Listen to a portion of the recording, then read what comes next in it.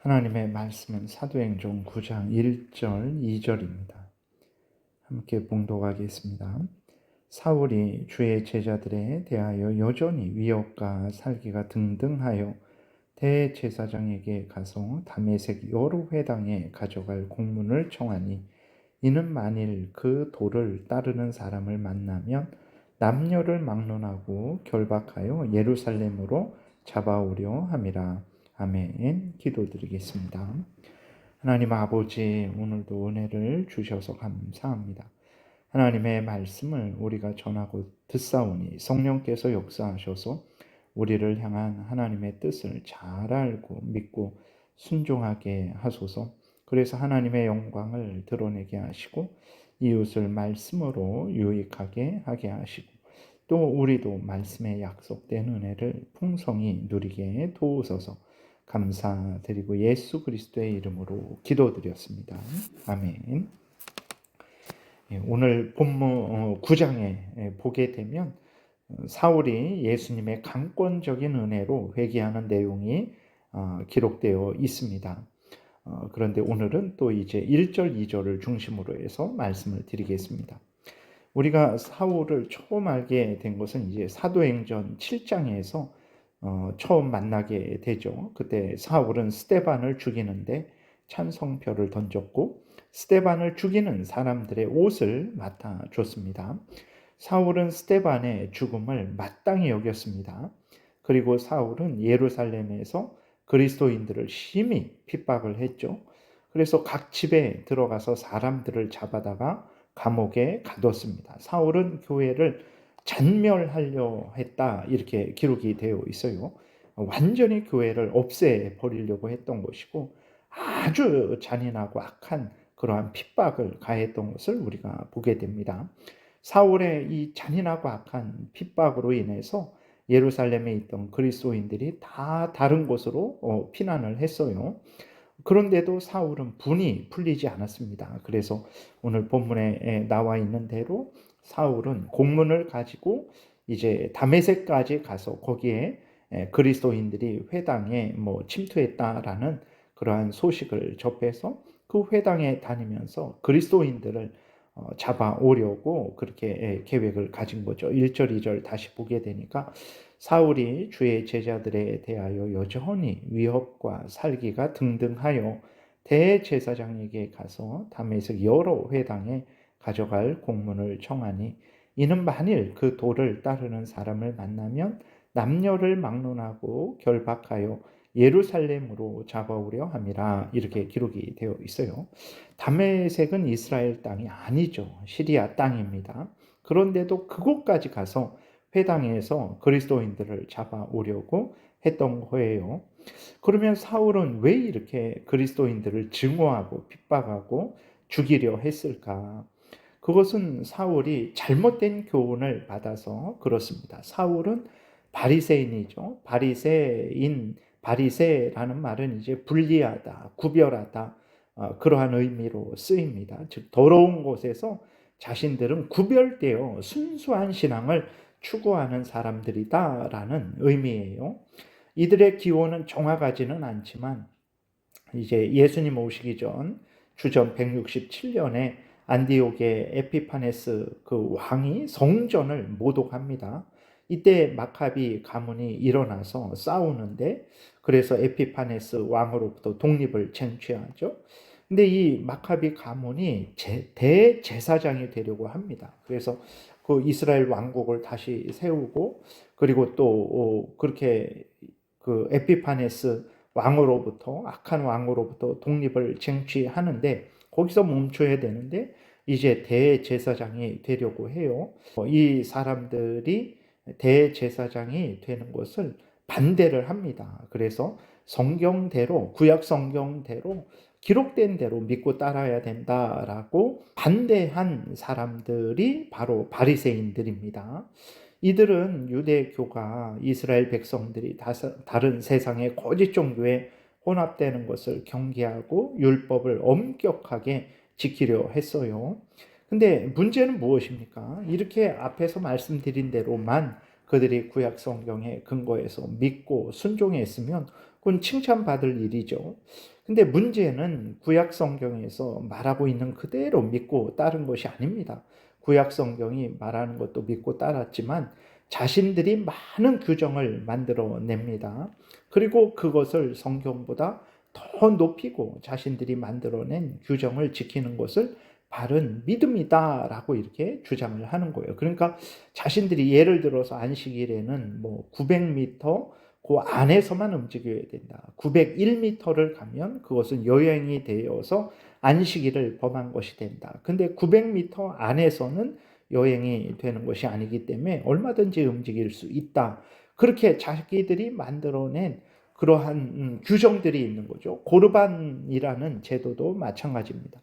하나님께 드렸다라는 거예요.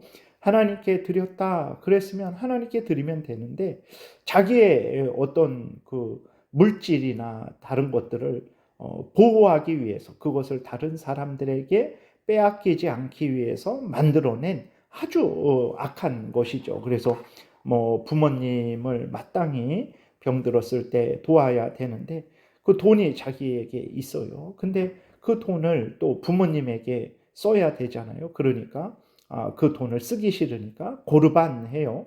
이것은 하나님께 드림이 되었다. 그러면 그 돈은 하나님께 드림이 되었기 때문에 이제 부모님을 위해서 쓸 수 없습니다. 라고 이렇게 말을 하는 거죠. 그래 놓고 하나님께 썼냐? 절대 그러지 않았죠. 자기들이 썼습니다. 그러니까 이들은 이렇게 자기들이 규정을 만들어내고 그것을 성경보다 더 절대 기준으로 삼고 그것으로 사람들을 정죄하고 또 그것만 지키면 하나님을 기쁘시게 하는 것이다라는 거짓된 그러한 주장을 한 거죠. 이게 문제가 되는 거죠. 이렇게 사울은 바리새인으로서 구약 성경에 근거한 교육을 올바로 받은 것이 아니라 바리새인들의 조상들, 장로들이 만들어낸 그 전통, 사람의 계명을 따라서 교육을 받은 거죠. 그러니까 구약 성경을 올바로 알지 못하는 것이고 사람들의 계명에만 근거해서 이제 하나님을 믿고 섬긴 거죠. 구약 성경의 근거해서 예수님을 보면 그렇구나. 예수님이 구약 성경에서 예언하신 그 구원자이시구나 라는 것을 분명히 알 수 있는데 바리새인들의 조상 장로들이 만들어낸 전통, 사람의 계명에 근거해서 보니까 예수님이 구주로 보이지 않는 거죠. 예수님을 믿는 사람들이 하나님을 거역하는 것으로 보이는 것입니다. 그래서 예수님의 죽음을 당연히 여기고 또 예수님을 믿고 따르는 사람들을 죽이려 했던 것입니다. 사울이 이러한 잘못을 저질렀고 바리새인들이 이러한 잘못을 저질렀는데 오늘 우리는 어떻습니까? 우리 앞에는 이러한 잘못이 없습니까? 그러지 않죠. 우리가 우리 눈을 기준으로 우리 마음에 느끼는 것을 기준으로 신앙생활을 하게 되면 우리 눈에 차지 않는 것, 우리 마음에 느껴지지 않는 것은 진리가 아니다라고 이렇게 생각을 하게 되는 거죠. 그러니까 하나님의 말씀에 근거해서 내 눈에 보이지 않더라도 내 마음에 느껴지지 않더라도 하나님의 말씀이 말하고 있으면 아멘하고 전인격적으로 신뢰하고 그 말씀을 따라야 되는 것인데 내 눈을 기준으로 삼는 거예요. 내 눈에 보이지 않으면 이제 이것은 아니다. 내 마음에 느껴지지 않으면 이것은 아니다. 이러한 잘못된 기준을 세워서 성경의 다른 것일지라도 내 눈에 만족하니까 내 눈에 기적이 보이니까 내 마음에 감동이 있으니까 그것이 참이다라고 이렇게 행하게 되면 결국은 바울과 동일한 잘못을 범하게 되는 거죠. 바울도 성경이 아닌 자신의 조상들이 만들어낸 그 전통, 인간의 계명에 근거해서 이제 하나님도 보고 예수님도 보고 또 그리스도인들도 보고 자기도 그것에 근거해서 살아갔는데 결국은 예수님을 죽이며 성도들을 조롱하고 멸시하고 핍박하고 감옥에 가두고 죽이는 일을 하게 된 거죠. 우리도 주의해야 됩니다. 하나님의 말씀을 기준으로 해야지 어떤 다른 것을 기준으로 하면 그것이 어떤 내 인생의 경험일 수도 있고 내 이성일 수도 있고 뭐 어떤 것일 수도 있죠. 다른 사람이 그 기준이 될 수도 있고 절대 그래서는 안 됩니다. 오직 성경의 근거에서 믿고 따라야 되는 거죠. 신앙생활은 성경대로 믿고 따르는 것입니다. 근데 문제는 이제 내가 성경대로 믿고 따른다라는 것을 어떻게 확인할 수 있을까요? 신천지 이만희도 성경을 들고 자기가 성경을 가장 잘 아는 사람이다라고 이렇게 주장을 하고 있어요. 그럼 어떻게 내가 성경대로 믿고 따른다라는 것을 확인할 수 있을까? 첫 번째로는 성경 자체에 근거해야 되는 거죠. 성경 자체를 가감하지 말고 믿고 따라야 됩니다. 성경에서 말하는 그대로 믿고 따라야 됩니다. 내 마음에 안 맞는다고, 내 이익에 손해된다고, 또 이해 안 된다고, 이것은 과학과 대치된다고, 이 부분은 그냥 넘어가야 되겠다. 그것도 성경을 이제 감하는 거죠. 또 내가 좋은 것이 있으니까 이것만 믿고 따라야 되겠다. 이것도 성경에 감하고 덧붙이는 것이 될 수 있다라는 것을 우리가 기억해야 됩니다. 그래서 어떤 항상 성경 자체가 말하고 있으면 우리가 성경을 찢어서 버리지 않을지라도 그 부분을 내가 무시하고 또 넘어가면 안 됩니다. 또 어떤 부분은 좋다고 그것만 바라봐서는 안 되는 거죠. 좋아하는 부분은 열심히 더 많이 우리가 묵상하고 외우고 또 믿고 또 따를 수 있어요. 그러나 다른 전체 성경도 동일하게 그렇게 중요하게 여기며 믿고 따라야 되는 것이고, 두 번째로는 교회가 공적으로 성경을 체계적으로 정리한 신앙 고백서에 근거해야 됩니다.